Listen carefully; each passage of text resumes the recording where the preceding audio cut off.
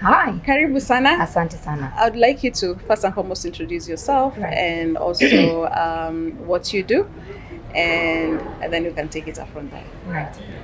Okay. Thank you so much for having me. Dr. Yvonne Tharao. I'm the head of marketing at Madison Group. Awesome. Yes. Awesome. And so this is the 19th conference of the IABK. Right. I'd like to know what it has been your experience so far, and what were your expectations when you're coming in this morning, and have they been met? Right. So as you can tell, the 19th one, I think I've come for 10. So I've been coming all along.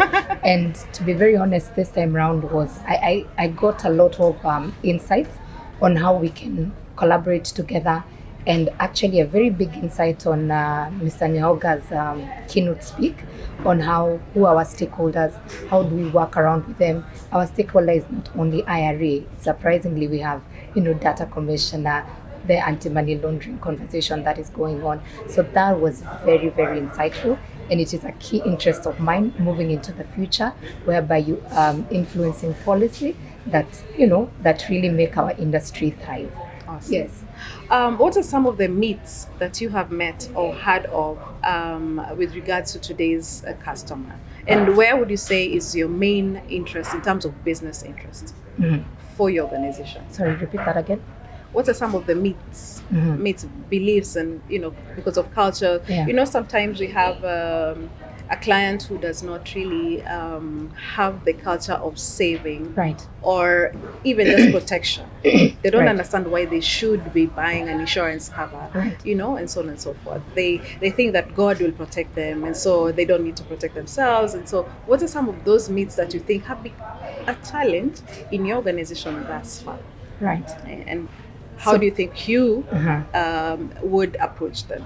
Right. So that's a really, really good question, because I as Yvonne, I keep saying there's no financial freedom without insurance. That's right. So you can go on and, invest, do your money market, do your bonds. But if you're not insuring an insurable risk, then there is no financial freedom for each person. So that myth of I will invest, so I will not take a medical cover, I will invest, I will not take a life cover, or I don't need a cover for my children. I think that's a very bad myth that we need to dispel as we keep going, as we keep impacting knowledge to the customers, because I think there's a gap in terms of how we communicate this.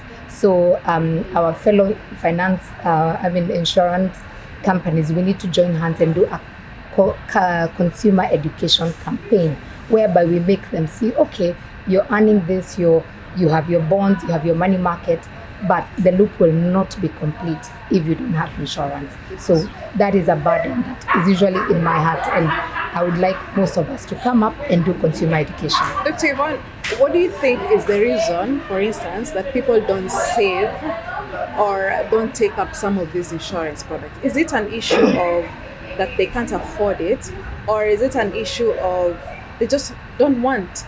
Because I believe if you want to have meat tomorrow for dinner, you will save for that and buy, whatever you want to eat, isn't it? Right. But then how come it's so difficult for people to consume the idea of saving today? So one, I think, we've grown up knowing insurance ni wakora, that term that, is dropped often, but actually that is just one disgruntled customer out of, like, let's say 60 million customers that we insure. Then number two, I think the happy customer with insurance doesn't talk about it, because once you're paid 20 million or 30 million as your outpay, you won't go saying, oh, this is what I did and I was paid this, that, and the other. And then number three, I think we have still the insurance of communism. When somebody is sick, we have seen them, pay bill, there's this, so and so is unwell, guys, come, let's changa. We are still in that age. So we need to get to a point where you say, okay, I am earning 50,000 shillings, but I can put 5,000 shillings aside for my education, for my medical bill. So we move away from the communism, the pay bills. And then number four, I think there's a bit of a gap in terms of consumer education. What is really insurance? What is it coming to play? Where does it fit in the whole scheme of financial freedom? Because we see the talk happening in buy money market, get bonds, treasury bills, but it's never completed with buy insurance for your parents' health, get an endowment fund, get a whole life. Like if you don't have, a lot of money to leave your people, but if you take a whole life cover now, I mean, when you transition, you leave your children 40, 30 million, but nobody, there's a bit of a gap in terms of information. Absolutely. Yes. Tell us, I love how you have just talked about that. And I'm thinking now of the claims part. And before we even get to that, because we're winding up, Right.